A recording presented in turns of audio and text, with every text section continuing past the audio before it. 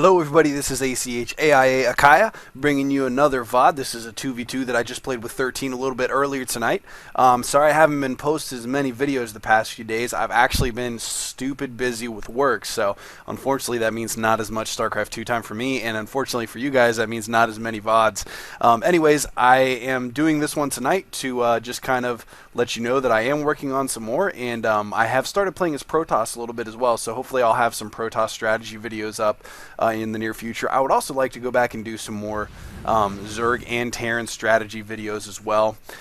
Just because I know that I released a couple earlier, but the game has obviously changed as the beta evolves. So, of course, we're going to see different strategies as the units change and the cost for the units change and everything.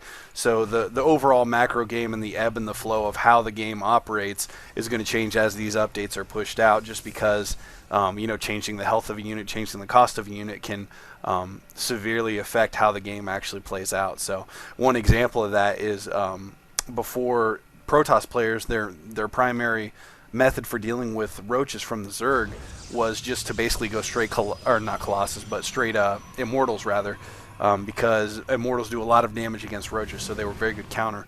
With the most recent patch, they have changed the damage that a Stalker does.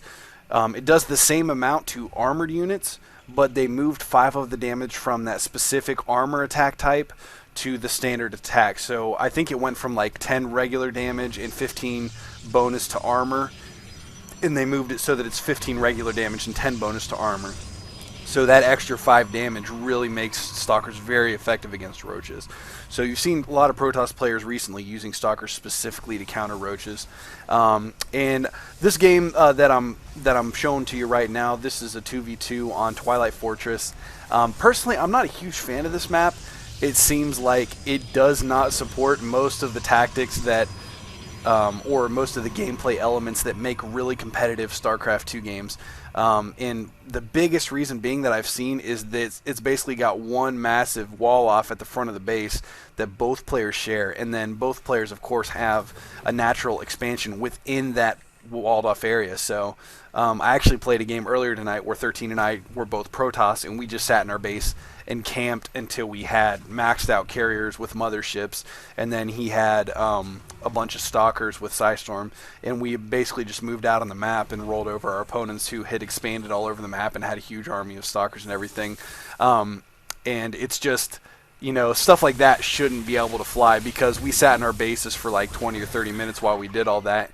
And, you know, if you can sit there and do that and still win the game, then obviously something on the map seems a little bit broken. But anyways, this game right here, our opponents, this is Sleepless. He is the purple Protoss at the bottom.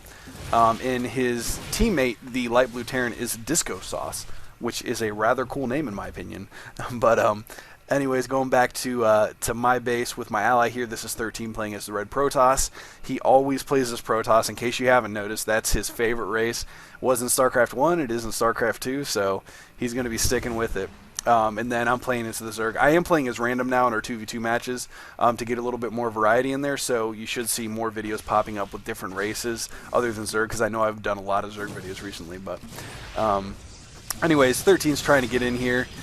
He basically uses these 3 Zealots as a distraction because he wants to get a proxy pylon over in the corner here. Now this proxy pylon, if you get to the fast warp gate technology, that basically allows you to warp units directly into your opponent's base.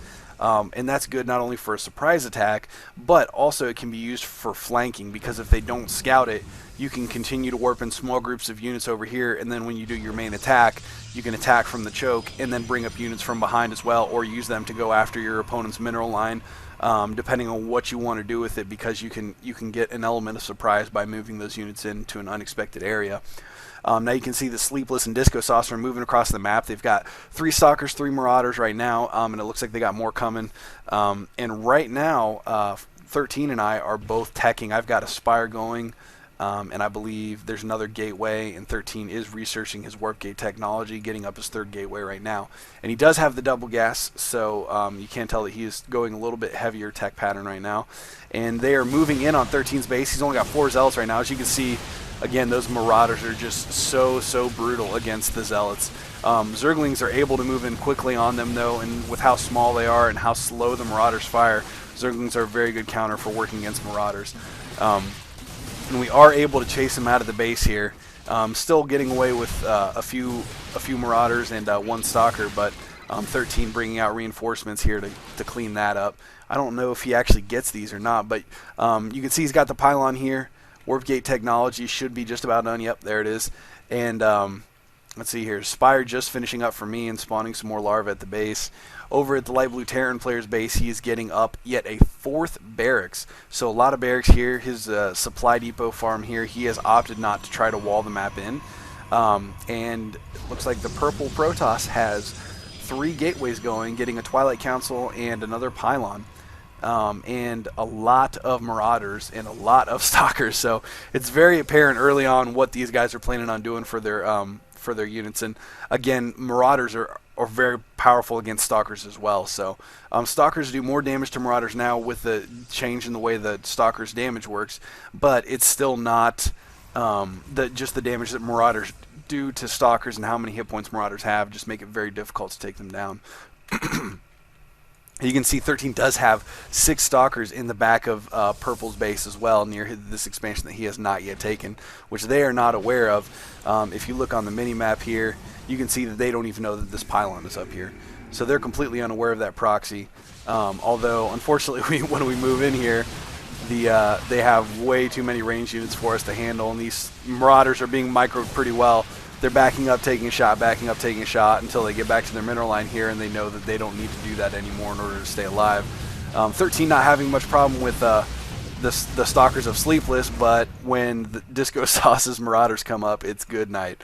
So back at my base, though, I've got 7 Mutalisks hatched now, and they're heading down. I noticed that they do have some Stalkers, but Terran is very Marauder heavy, which means they cannot attack air right now.